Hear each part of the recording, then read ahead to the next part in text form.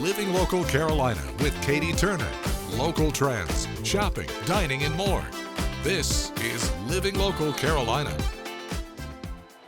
This segment is sponsored by Apricot Lane Boutique.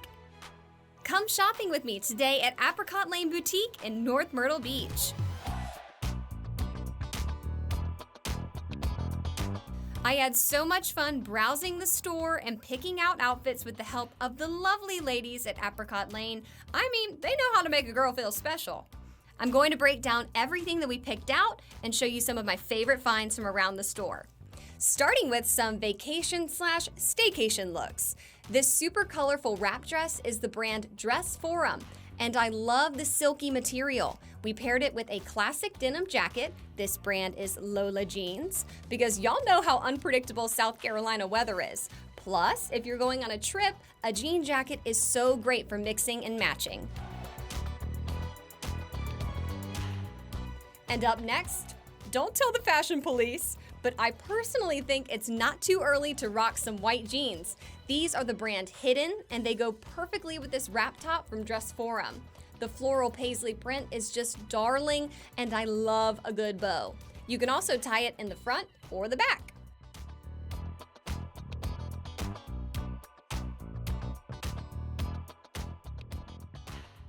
Now, if you're a rule follower and you're waiting until Easter to wear white, Apricot Lane has fantastic blue jeans like this flared pair I have on from the brand Hidden. The slit detail in the front is so unique. They have the perfect amount of stretch, and they're high-waisted. We paired them with this ruffle tank from the brand Needy, very feminine and fun. And what's this? We've also paired the same flare jeans with this new wasabi and mint sheer black top. Talk about sassy. So simple, but so elevated. Great for a special occasion or a night on the town. And speaking of night on the town, I had my eye on this silver strapless top from Needy. We paired it with some black denim skinnies. These are the brand Lola Jeans. And then I went on a hunt for some sparkly earrings. I love these dainty crystal drop earrings. They are so cute, but we'll get back to jewelry in just a second. For our last look, I had to try on some overalls. This is pretty much my uniform on the weekends. These overalls are from the brand Esom. So comfortable and, dare I say, chic. Paired with this sage green bodysuit from Wasabi and Mint.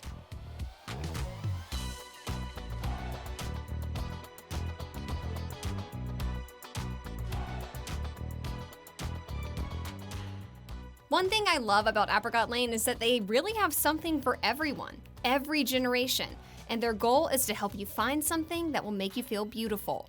When you walk around the store, you'll find accessories and gifts galore. Pre-vacation essentials like their bikini butter and their self-tanner from Mixology, and these Poppy and Pout lip balms were actually on Oprah's list of favorite things. So cool. These bags are not just cute.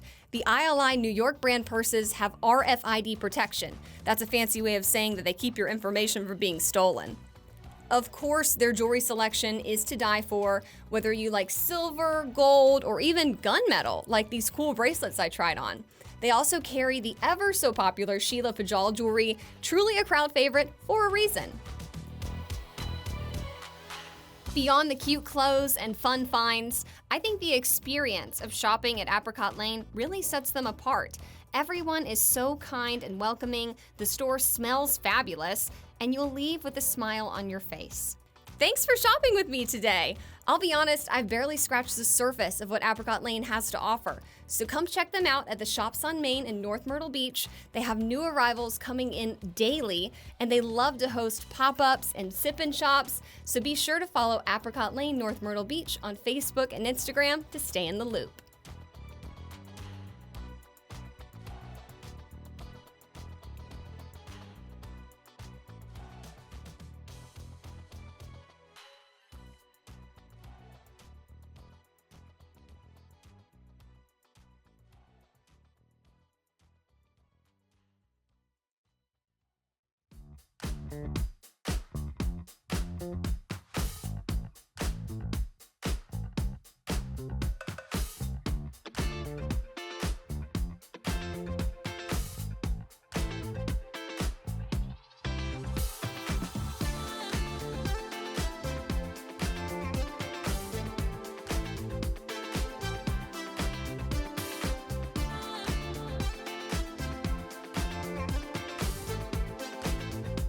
We'll be back right after this break with more Living Local Carolina.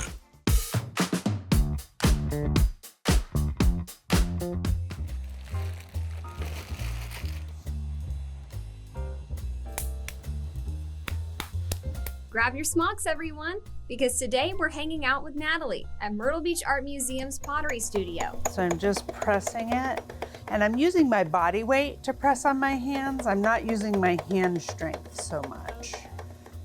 Nice and steady while you're doing it. And that's hard, but you'll notice that I'm always bracing one hand with my other hand, and I almost always have my elbows on my legs to stabilize them. Natalie is the Pottery Studio manager and instructor, helping new and seasoned potters hone their skills. What is the most difficult vessel to make?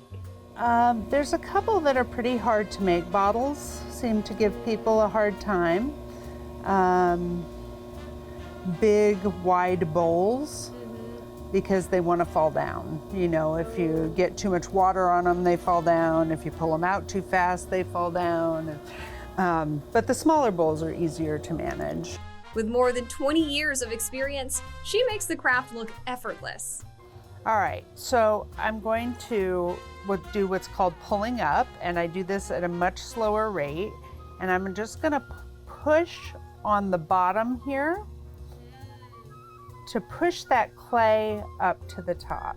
Have you guessed what she's making yet? And then I'll do some collaring. And collaring is another way of bringing the neck in. So I'm just going to take my hands on the outside and give it some pressure here. That's going to make the clay go up. It's going to make it thicker right where I'm pressing, and it's going to bring that center in. After a few tweaks, voila, it's a beautiful vase. I can't believe I got to do this today. I've I'm wanted so to do excited. This for so long. That's You have no wonderful. idea. This is so Oh, cool. I'm so glad you like it. If you're interested in hanging out with Natalie as well, check out her classes and join the wait list at myrtlebeachartmuseum.org.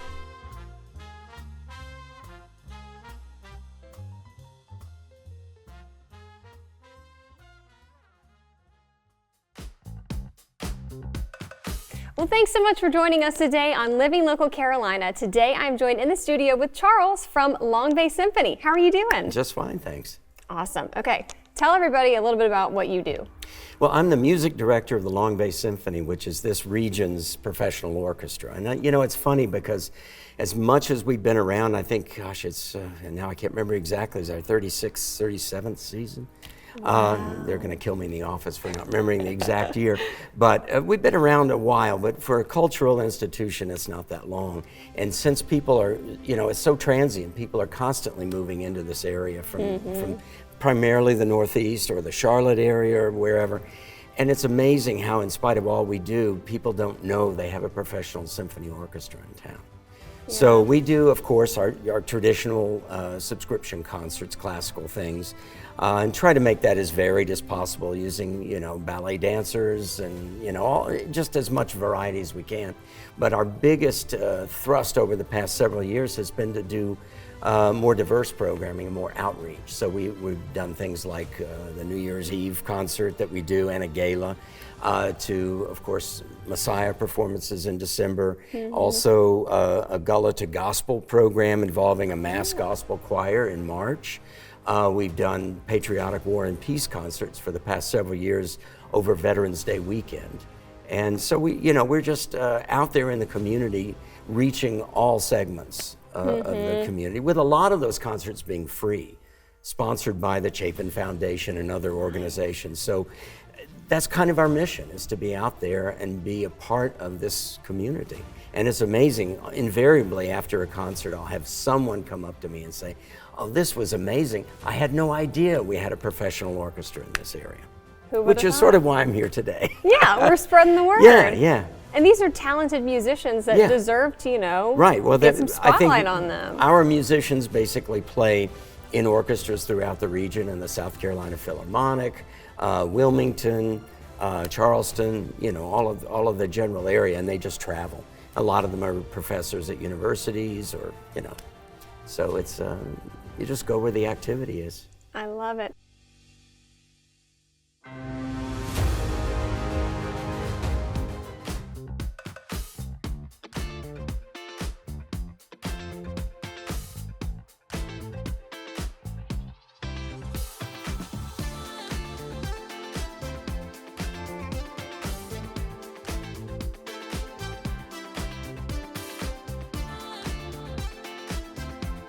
We'll be back right after this break with more Living Local Carolina.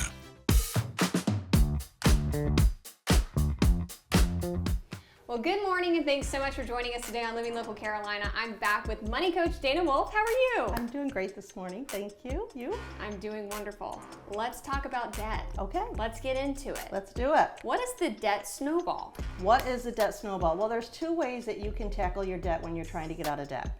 The one is called the avalanche, where you're starting with a big number here and you're dwindling down to where you have a small amount left, right? Just like the avalanche with the snow. The other one is called the debt snowball method. And what we're doing is just like a snowball, how we start with a little small snowball and we attack it, a small debt, and then when that debt is paid, we're going to take that snow and we're going to add it to the other snowball and it gets a little bit bigger, right? So what the debt snowball does is it gives you momentum. It keeps you going. If you've ever had the desire to run a 15K, yes? No? No, I have not. No, you have not. Okay, so if you want to Personally, run, no. okay, so if you want to run a 15K, you can't get up in the morning, put on your sneakers, and go for a 9.3 mile run, can you? You would pass out. Exactly. So you have to start small. So you start small with that 5K, 10K, 15K. The same is true with the debt snowball method. We're going to start with our smallest debt first and get rid of that. So we're going to pay all the minimums on any other debt that we have, regardless of the interest rate, and then we're going to take everything that we got and we're going to throw it at that small debt. And when that small debt is gone, we're going to take that same amount of money and then we're going to apply it to the rest of the debt. So the money that we're putting on our debt gets bigger and bigger and bigger, just like a snowball. I love that. Thank you. And you were saying this is an extremely effective method that you've seen work time and time again. It does, because you have that momentum, because you have those quick wins of getting rid of, maybe it's just a $50 bill that you have at a doctor's office, or maybe it's a $100 credit card bill, right? And speaking of medical bills, do not be afraid to negotiate, okay? They've already been paid by your health insurance, and then you have that deductible or you have a copay. A lot of hospitals and doctors will negotiate with you so that you can get out of debt quicker if you're willing to pay up front the full amount. So if you can, get on the phone with them, the medical bills especially, and just say to them, look, I can pay you X if you're willing to forgive the rest. Gotcha. Well, I just want to ask you too, how does it feel whenever you're able to help people get out of debt? I mean, that's got to be pretty rewarding. It is. You know, it's stressful, and people need to know that there's hope out there. They need to know that they have someone that can encourage them. If they need an accountability partner, they can show them the way, and they can tell them, you know what, it's not too late. You can start right now, today, to reach your goals. So obviously when people are in debt, you might only have certain revenue streams and you have a finite amount of money currently to help pay off that debt. What do you recommend to them? Well, the first thing is to take a look at your monthly expenses. We want to know, what can we cut? What can we add to the household as well? So can we cut things and reduce our budget? Can we add more money? Is there stuff that we can sell that's laying around the house that I can put on Marketplace? Maybe if the desire is great enough, the intensity that you want to put into this to get the debt done, maybe it means picking up a side job. Uber, Instacart, something along that line. Maybe it is picking up a babysitting job. If you have a hobby that you enjoy doing, if you like to bake, I love food and I love cooking, you know, so maybe I'm going to start doing side business as a baker. Cake decorating. An Etsy shop. There you go. Make jewelry. It could be anything. It could be something like sewing. You know, if you like to sew, if you like to knit, crochet, it doesn't matter what it is. If there's something that you have in your life that you enjoy doing, let's find a way to make money doing that.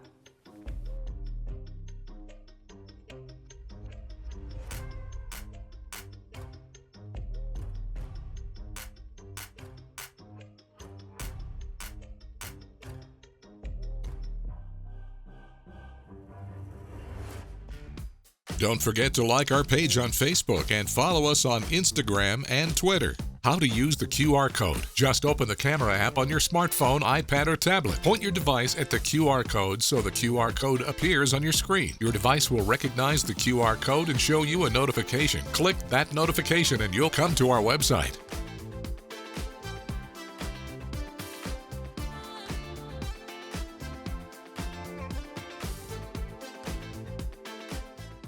Living Local Carolina, weekday mornings at 9:30 on WBTW News 13.